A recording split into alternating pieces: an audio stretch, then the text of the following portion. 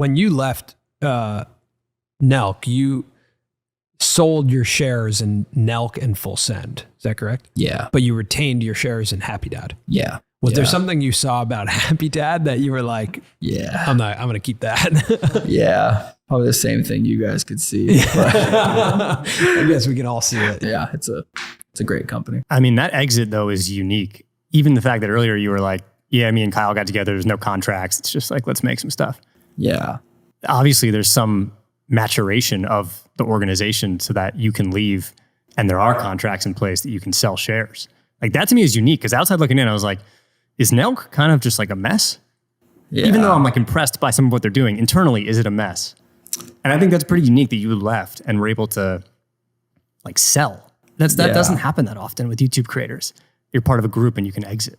Yeah. It's definitely like a little touchy on the, what I can say about all that stuff, just cause like, I don't want to go backwards. Yeah. But yeah, it was a long process for exactly what you're saying. Like, what is it and how do you sell it? And like, well, like, yeah. Cause like, that even goes back to what you're saying too, is like these new companies, like, is an Instagram page an asset and what's the value of that asset? And like all these things that we're growing, right?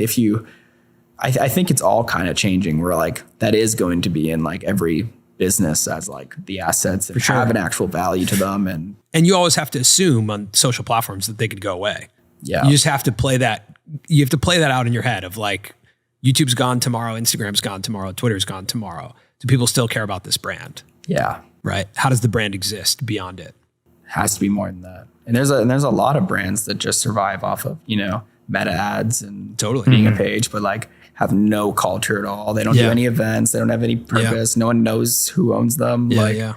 Which is a big issue. But what was the emotion when the money hit your bank account from the exit?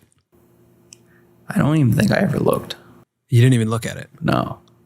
Like it didn't feel like anything because I've already seen, like the company made a lot of money too that was connected to my bank account. You know what I mean? Right. So it was like, I've seen big numbers and it all kind of just blended together. And I think for me, it always was, there's a certain number that I'm like, anything over that's like, this is plenty. And especially if I'm a person that's down to keep working and keep doing all these things, like I'm fine.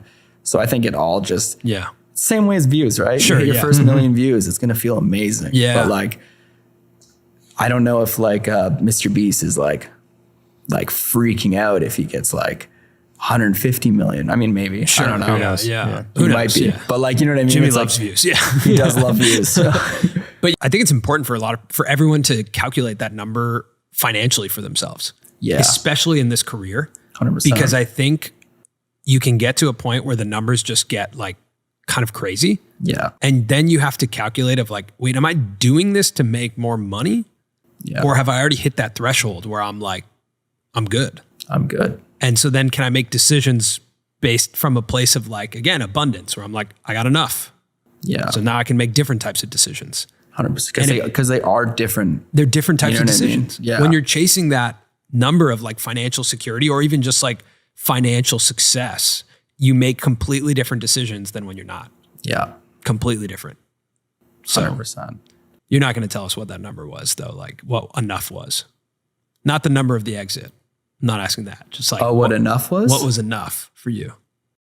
I don't know what an exact number is, but I remember like I actually like did the math of I think what I was doing is I was trying to subtract whatever home I could just be happy with. Right. And then what I would need and invested at 7%. And I was looking at it as like, if everything hits the fan, will like I be able to like have a roof over my head and eat for the rest of my life. And like, and then the same for my family. And I think it's really not that high of a number. It's like very attainable. Right. Like, especially if you invest it right. So I think around that like 4 to 5 million, it was like, like I'm like good. I'm good. Yeah. Yeah. I'm straight. Yeah. Yeah. I mean, that's I also live in LA. So right. I don't have a home. Yes. And you lived here for a while. Yeah. You know, what's interesting is I think as like creatives and entrepreneurs, you kind of, have this feeling that like when you get the big check, that's like the finish line. That's like the goal. Was there a sense of relief where you're like, okay, now I don't have to worry about that? Or was it kind of just like, cool, that's something that happened and now I'm going to keep making stuff? I think a bit of both. There definitely was this this relief of like, yeah, it's like you like, I don't know what do you call it, like you made it or whatever, but it really was. I can't sit here and say it wasn't part of the goal is to be like financially set or take care of my family. Like at the end of the day, that's what I've been trying to do. I just, like I've said, I think it's just like once that was accomplished, it took that weight of, hey, if you don't do good this month, like you're going to have to go get a job or go figure this out. And then you're not going to be able to do this as much. It's like you now for the rest of your life can just keep doing this, which is what I want to do. It's like, it's never was like, let's go make a lot of money so that I can stop doing this. Kind of like your traditional work 30, 40 years and then retire. It's more like it's just less worry, I guess, you know? But